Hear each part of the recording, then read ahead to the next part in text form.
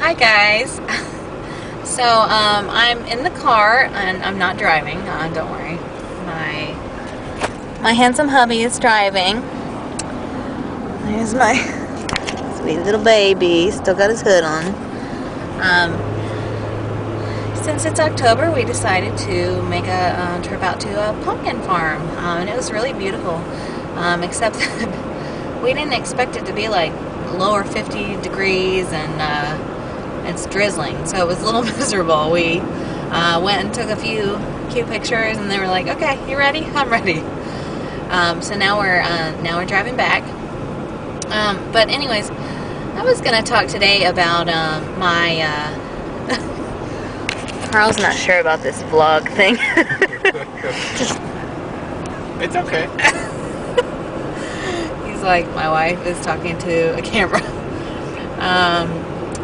I was going to talk about my experience with pregnancy with David and the birth experience. As you know, we're praying for a much different experience, but like I've already said before, we realize that it's not in our control, and we ultimately trust the one who's in control. So let's see, we got pregnant with David in January '09. I think it was inauguration weekend.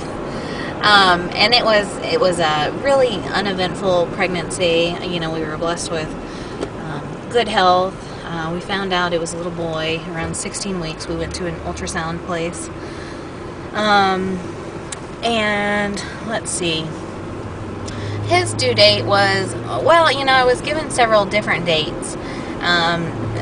You know, based on the one I figured out online and the one that, you know, they said it was going to be based on the ultrasound and how much they thought he was, or how much they thought he weighed.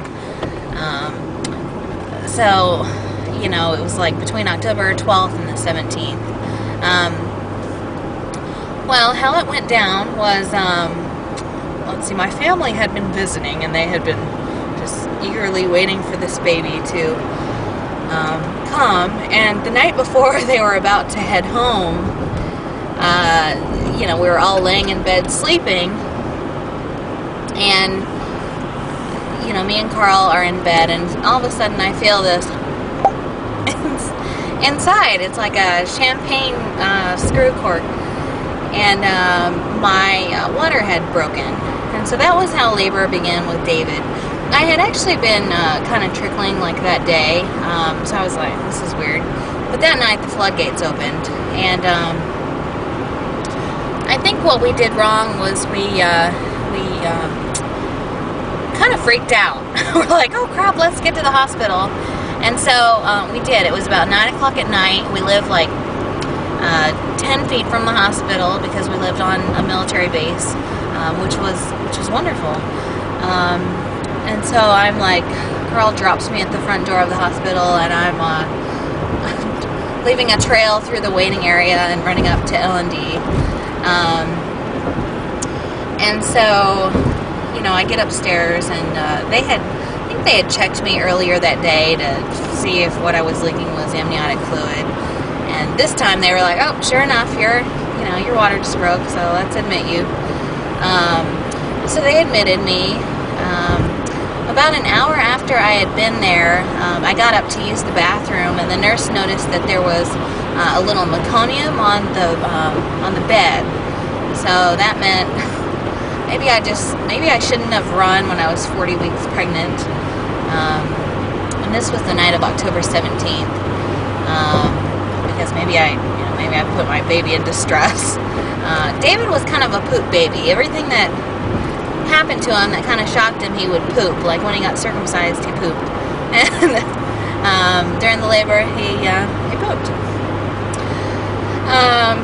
So, you know, since my water had broken, I wanted to try to start labor naturally.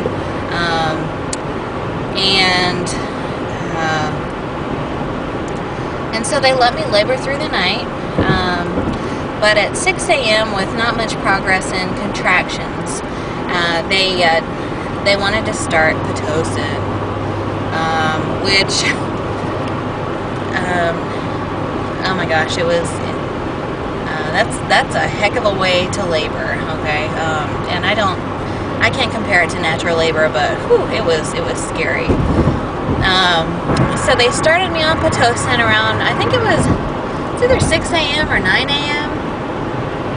I don't know, it's a blur. And, contractions really started.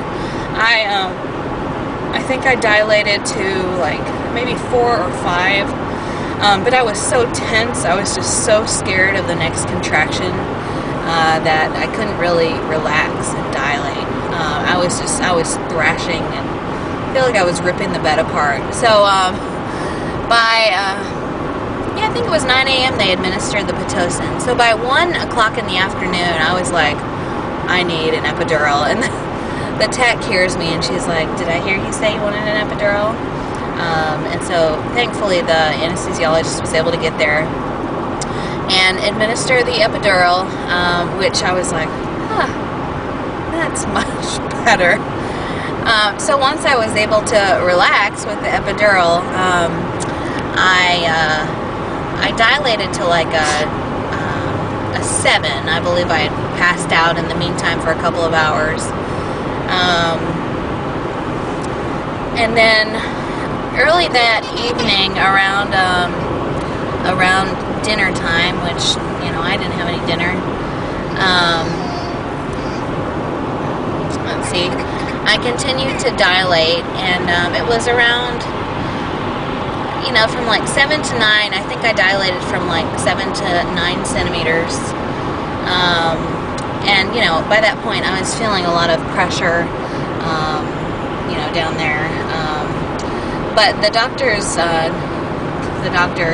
checked me, and I was still only a 9, and I think they actually said that my cervix was actually swelling with the pressure, so I was actually kind of going backwards.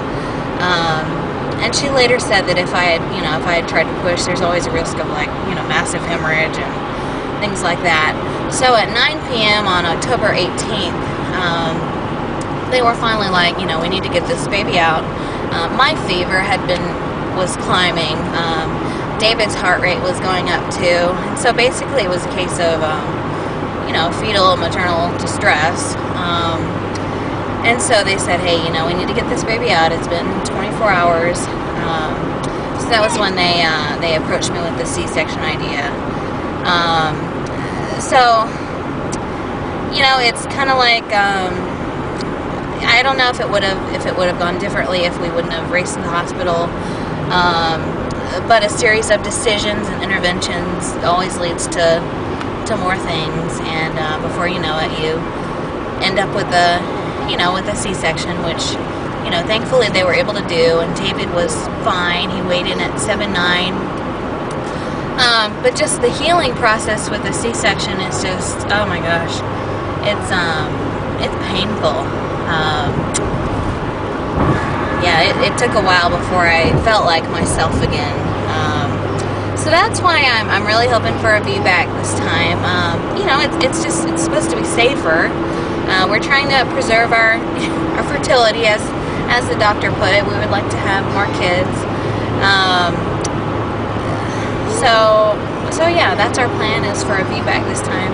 We're working with the birthing center, so a midwife will be attending us. We've hired a doula,